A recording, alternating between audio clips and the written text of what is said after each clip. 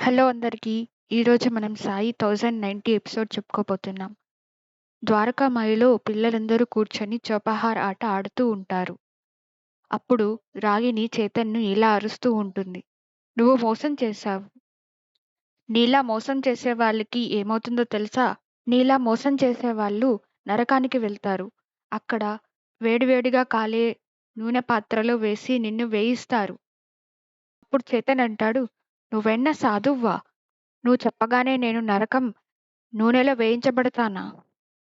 అక్కడికి వచ్చిన సాయి ఇలా అంటుంటారు, "పిల్లలు, మీరేంటి మీ గొడవలలో మంచి, చెడు, స్వర్గాలు, నరకాలు గురుడు తీసుకొచ్చారు?" అప్పుడు రాగిణి లేచి వచ్చి, "చూడండి సాయి, చైతన్ మోసం చేశాడు. ఇది ఇక్కడున్న వాళ్ళందరికీ తెలుసు.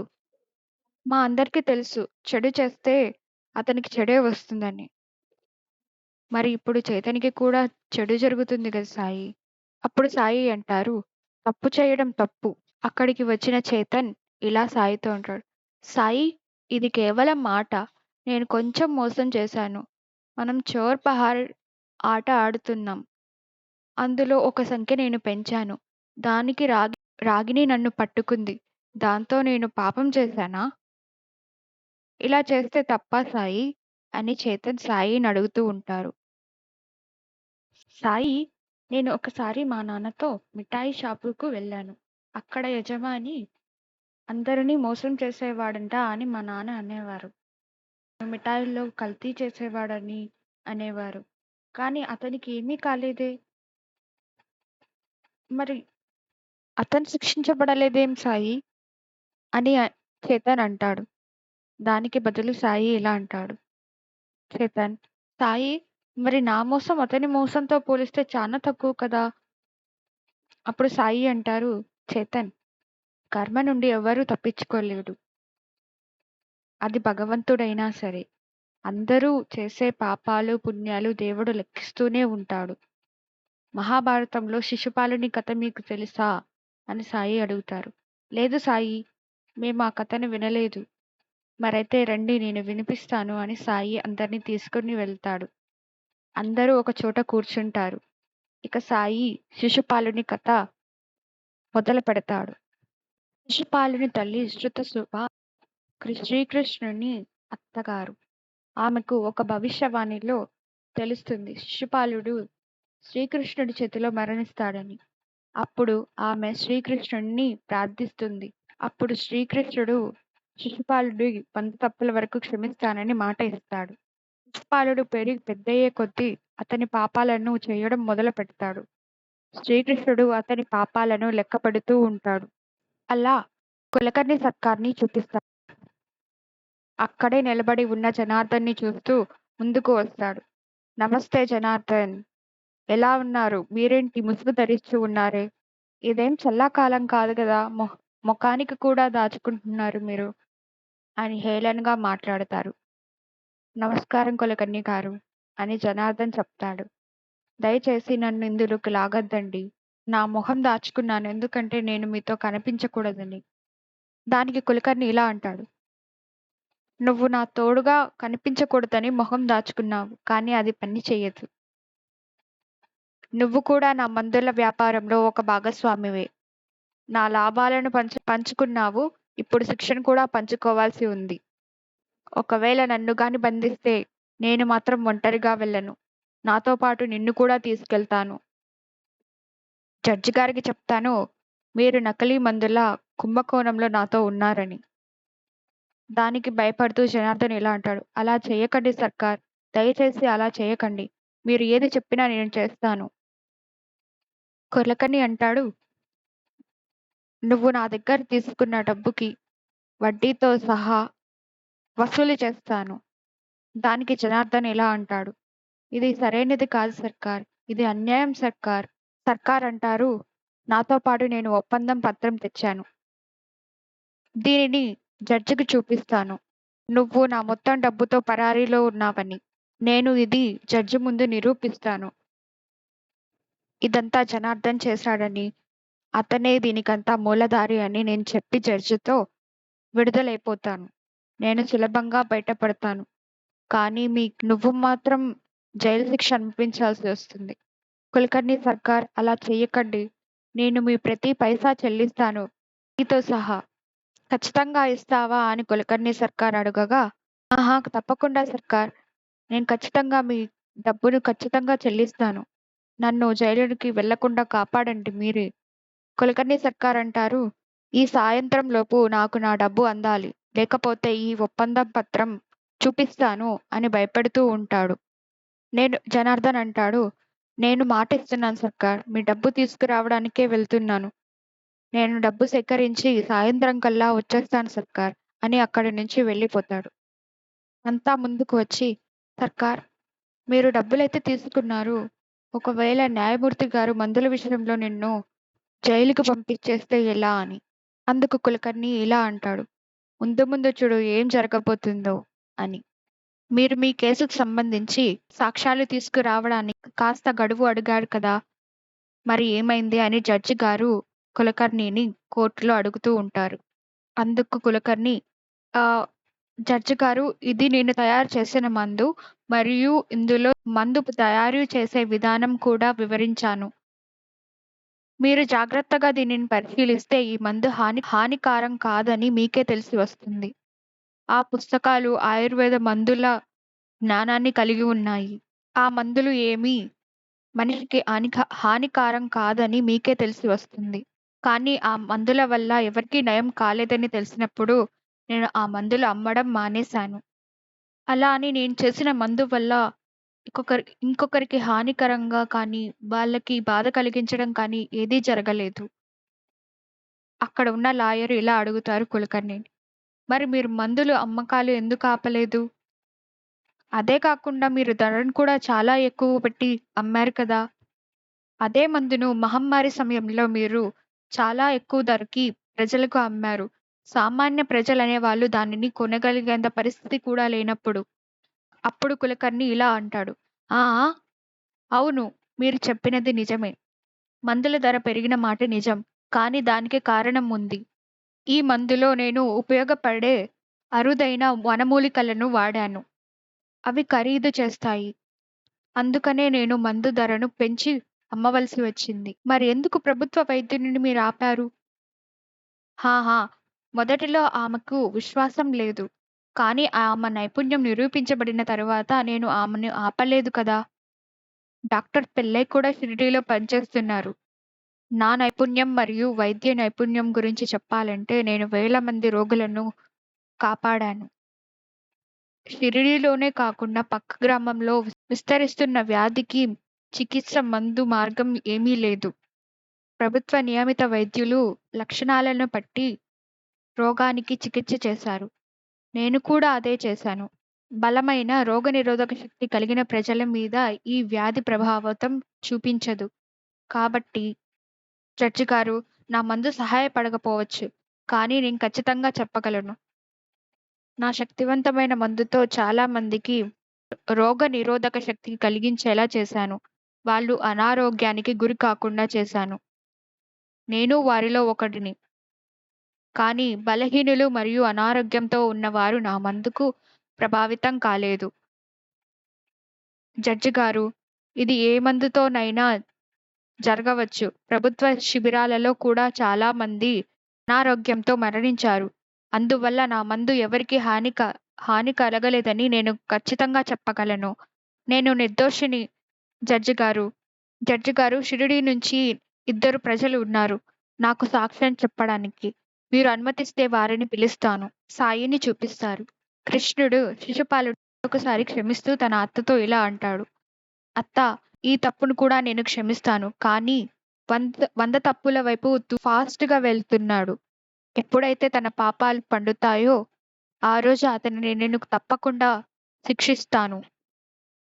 అక్కడే ఉన్న ప్రహ్లాద్, అతని ఫ్రెండ్స్ ఇలా అడుగుతారు. దాని తర్వాత ఏమైంది సాయి? శిశుపాలుని మరణం కథ కూడా చెప్పండి. అప్పుడు సాయి అంటారు, ఇప్పుడు కాదు పిల్లలు. సాయంకాలం ముందు నాకు పని ఉంది. తరువాత కథ చెప్తాను. సాయి, సాయి ఈ ఎంబ్రాయిడరీ ఎప్పుడు పూర్తి చేస్తారు? ఎప్పుడైతే మనుషుల మనస్సులో అసూయ బదులు ప్రేమ చిగురిస్తుందో అప్పుడు ఈ ఎంబ్రాయిడరీ పూర్తవుతుందని సాయి చెప్తారు. గణపతిదాస్ సాయి బాబాకి జై అని చెప్పి, నిన్న విష్ణు కథ ప్రారంభించాం కదా, దానిని కొనసాగిస్తామని కథలు మొదలుపెడతాడు. పాండురంగ రామ్‌నాథ్‌ని బాధతో ఇలా ఏడుస్తూ అడుగుతూ ఉంటాడు. దయచేసి ఇలా చేయకండి రామ్‌నాథ్ గారు. మా అమ్మాయి పెళ్లి జరగకపోతే నా కుటుంబం అవమానం పాలవుతుంది. మా కూతురి జీవితం నాశనం అవుతుంది. అందుకు రామ్‌నాథ్, అవకాశమే లేదు. మీరు తప్పు చేశారు. మరియు ఇప్పుడు మీరు దానికి శిక్ష అనుభవించాలి. అక్కడే ఉన్న వ్యక్తి వచ్చి రామ్‌నాథ్‌తో ఇలా అంటూ ఉంటాడు. మీరు ఎంత వధు కుటుంబం నుంచి వచ్చిన వారైనప్పటికీ మీరు ఇంత పెద్దవారైన పాండురంగని అవమానించలేరు. దానికి రామ్‌నాథ్, మీరు ముందుగా అతను చేసిందేమిటో తెలుసుకోవాలి. అతను మాకు అబద్ధం చెప్పాడు. అతను భూమి యజమాని అని, అతనికి 2 ఎకరాల భూమి ఉందని అబద్ధం చెప్పాడు. అందుకు పాండురంగ రామ్‌నాథ్‌తో ఇలా అంటాడు. నేను అబద్ధం చెప్పకుండా ఉండాల్సింది. నేను నా తప్పును అంగీకరిస్తాను. అప్పుడు బైజామా, కానీ మీరు అతని కూతురి గుణగణాలను చూసి పెళ్లికి నిశ్చయించుకున్నారు కదా! వాళ్ళ నాన్న చేసిన తప్పులకి ఈమెనెందుకు శిక్షిస్తున్నారు అని బైజామా అడుగుతుంది. అందుకు రామ్‌నాథ్, నేను కూలీ కుటుంబంతో సంబంధం ఏర్పరచుకోలేను. నేననుకున్నాను అతను నాలాగే ఒక భూమి యజమాని అని. అందుకనే ఈ సంబంధానికి నేను అంగీకరించాను. కానీ ఇప్పుడు తెలిసింది అతనికి భూమి లేదని. అతను చెప్పిన భూమి కూడా విష్ణు అనే వ్యక్తికి చెందినదంట. అక్కడ పాండురంగడు కూలీ పని చేసేవాడని తేలింది. అక్కడకు వచ్చిన విష్ణు ఇలా అంటారు. ఎవరు చెప్పారు మీకు అని. ఇప్పుడు విష్ణు రామ్‌నాథ్ వద్దకు వచ్చి, పాండురంగ మీకు అబద్ధం చెప్పలేదు. పాండురంగ ఆ భూమి పైన 25 సంవత్సరాలుగా పని చేస్తున్నారు. కాబట్టి మొదటి హక్కు తనకే ఉంటుంది ఆ భూమి పైన అని విష్ణు అంటాడు. ఆ మాటలు విన్న రామ్‌నాథ్ ఇలా అంటాడు. మాటలు చెప్పడం, వినడం బాగానే ఉంది. కానీ చట్టపరంగా అయితే భూమి మీ సొంతమే కదా విష్ణు గారు అని చెప్తాడు. అప్పుడు విష్ణు, నేను ఈ భూమిని పాండురంగకు చట్టపరంగా ఇవ్వాలని అనుకుంటున్నాను. అప్పుడు పాండురంగడు, వద్దు యజమాని గారు, నేను ఈ భూమిని తీసుకోలేను. అప్పుడు విష్ణు, పాండురంగ, ఈ భూమి నీకు తల్లి లాంటిది. నువ్వు దీన్ని ఎంతో ప్రేమించావు. ఇది నేను నీకు ఇవ్వాలనుకుంటున్నాను. దయచేసి తిరస్కరించకండి. అక్కడే ఉన్న రామ్‌నాథ్ ఇలా అంటాడు. మీరు నిజంగా ఈ భూమిని పాండురంగకి చట్టపరంగా ఇస్తున్నారంటే నేను ఈ వివాహం నిశ్చయించిన తేదీలో చేసేందుకు ఏమీ అభ్యంతరం లేదు నాకు అని చెప్తాడు. రామ్‌నాథ్‌తో ఇలా అంటాడు. నాకు ఈ సంబంధం చెయ్యడం ఇష్టం లేదు. మా కుటుంబం సంపన్నంగా ఉన్నప్పటికీ మేము మీ దగ్గర నుంచి నిజాయితీ, స్నేహం ఆశించాము. కానీ కానీ డబ్బు ఈరోజు వస్తుంది, రేపు వెళ్ళిపోతుంది. కానీ నిజాయితీ ఎల్లప్పుడూ ఉంటుంది. అప్పుడు బాయిజామా ఇలా అంటుంది. కొంతమంది విష్ణు ఉదారత్వంని చూసి మూర్ఖుడు అని భావిస్తారు. కానీ విష్ణు శ్రీమంతులు అయినప్పటికీ నీతి మరియు ఉదారతకు హద్దులే లేవు. గతంలో కూడా ఇతను చాలా మందికి సహాయం చేశాడు. అప్పుడు విష్ణు బాయిజామాతో ఇలా అంటాడు. నేను ఎలాంటి గొప్ప పని చేయలేదు. చాలా కాలం క్రితమే చేయవలసిన పని ఇప్పుడు చేస్తున్నాను. నేనేమి గొప్ప పని చేయడమే లేదు. అప్పుడు రామ్‌నాథ్, మీరు నిజంగా పాండురంగకి చట్టబద్ధంగా ఈ భూమినిస్తున్నారంటే నేను నిర్ణయించిన తేదీలోనే వివాహం జరపడానికి నాకు ఏ అభ్యంతరం లేదు అని అంటారు. అప్పుడు పాండురంగ ఇలా అంటాడు. లేదు రామ్‌నాథ్ గారు. అబద్ధం చెప్పిన తర్వాత నేను ఒక ముఖ్యమైన పాఠం నేర్చుకున్నాను. నా కూతురు ధనికుల కుటుంబంలో సంతోషంగా ఉంటుందని అనుకున్నాను. కానీ ఇప్పుడు నాకు తెలిసొచ్చింది. నిజాయితీ మరియు నీతి ఎంత ముఖ్యమైనవో అని. డబ్బు కంటే ఒక వ్యక్తి యొక్క నీతి ముఖ్యం. అప్పుడు విష్ణు ఇలా అంటాడు. పాండురంగా, పద. అప్పుడు రాగిణి, సాయి, దయచేసి ఈ పద్యాల అర్థం చెప్పండి. నాకివేమీ అర్థం కావడం లేదు. అప్పుడు సాయి పద్యాన్ని చదువుతారు. ఈ పద్యాల అర్థం చాలా సులభం. నేను తర్వాత వివరిస్తాను. వినండి. అప్పుడు అక్కడికి ఒక వ్యక్తి వస్తాడు. వచ్చిన వ్యక్తి మీరేనా సాయి అని అడుగుతారు. "హా! హా! నేనే సాయి" అని సాయి జవాబిస్తారు. "నేను మిమ్మల్ని కలవడానికి వచ్చాను. దయచేసి లోపలికి రండి. మనం కూర్చొని మాట్లాడుకుందాం" అని సాయి అంటారు. తరువాత సాయి వచ్చిన ఒక దగ్గర కూర్చుంటారు. అప్పుడు రాగిణి సాయిని అడుగుతుంది. "సాయి, మీరు మాకు పద్యాలను వివరిస్తారని చెప్పారు కదా!" అప్పుడు సాయి అంటారు, "హా! నన్ను చూస్తూ ఉండండి. మీకు అర్థమవుతుంది" అని సాయి చెప్తారు. వచ్చిన వ్యక్తి సాయితో ఇలా మాట్లాడుతూ ఉంటాడు. "నేను నా జీవితంలో ఎన్నో విషయాలు నేర్చుకున్నాను. నా వద్ద చాలా జ్ఞానం ఉంది. నేను వేదాలు మరియు ఉపనిషత్తులు మర్చిపోయాను. అలాగే నేను గణిత శాస్త్రం, ఆయుర్వేదం మరియు కళలలో నిపుణుడిని. నేను అనేక పండితులను చర్చలో ఓడించాను. ఇవన్నీ చేసిన తరువాత కూడా నాకు మనస్సు ప్రశాంతంగా లేదు. నా జీవితం అసంపూర్ణంగా ఉన్నట్లు అనిపిస్తుంది. ఎందుకని సాయి?" అని అడుగుతాడు. అప్పుడు సాయి, "మీరు ఒంటరిగా వచ్చారా? మీ కుటుంబ సభ్యుల్ని లేదా స్నేహితుల్ని తీసుకురాలేదా?" అని అడుగుతారు. అప్పుడు ఆ వ్యక్తి ఇలా జవాబు ఇస్తాడు. "నేను జ్ఞానం కోసం ఒక దగ్గర నుంచి ఇంకొక దగ్గరికి తిరుగుతూ ఉంటాను. ఇంటికి వెళ్లి కూడా దాదాపు సంవత్సరం అయ్యింది. నిజం చెప్పాలంటే నా కుటుంబ సభ్యులను కలవడానికి నాకు సమయం లేదు. కానీ నేను మీ వద్దకు ఈ సమస్యకు పరిష్కారం కనుగొనడానికి వచ్చాను." అప్పుడు సాయి అంటారు, "సమస్య పరిష్కారం అవుతుంది." అప్పుడు అక్కడే ఉన్న కేశవ్‌ని సాయి, "కేశవ్, ఒక పాత్రలో కొంత నీరు తీసుకురా" అని అడుగుతాడు. అప్పుడు కేశవ్ తీసుకొని వచ్చి సాయి ముందు ఆ వ్యక్తి ముందు పెడతారు. ఇప్పుడు విష్ణుని చూపిస్తారు. "విష్ణు గారు, మీరెక్కడికి ఈ ధాన్యాలన్నీ తీసుకెళ్తున్నారు?" అని అడగగా అప్పుడు విష్ణు అంటాడు, "సాయి వద్దకి. నేను నిన్న పంట కోతను కోశాను మరియు దానిని సాయికి ఇవ్వడానికి వెళ్తున్నాను." దానికి మాధవ్, "మీరు చాలా దానపరుడు విష్ణుగారు. నేను నిన్న విన్నాను మీరు పాండురంగకు ఏం చేశారో అన్నది." అప్పుడు విష్ణు ఇలా అంటాడు, "నేను ఆ పనిని చేసింది ప్రసిద్ధి కావడం కోసం కాదు. నాకు అవసరం కంటే ఎక్కువ ధనం ఉంది అనుకుంటున్నాను. అందుకే అవసరమైన వ్యక్తి ఇవ్వడం ద్వారా నాకు సంతోషం కలుగుతుంది. ఆ! అదే కాకుండా సాయికి అందరికి తెలుసు. సాయి వీటన్నిటిని అందరికీ పంచిపెడతాడు" అని చెప్పి విష్ణు అక్కడి నుంచి వెళ్ళిపోతాడు. అప్పుడు సాయి ఆ వ్యక్తిని ఇలా అడుగుతాడు, "మీరు అక్కడ ఉన్న సట్కా తీసుకున్నారా" అని. అప్పుడు ఆ వ్యక్తి మనసులో ఇలా అనుకుంటూ ఉంటాడు, "ఇక్కడ పిల్లలున్నారు, అలాగే ఒక వ్యక్తి కూర్చొని ఉన్నాడు. కానీ సాయి ఎందుకు నాలాంటి పండితుడితో పని చేయించాలనుకుంటున్నారు?"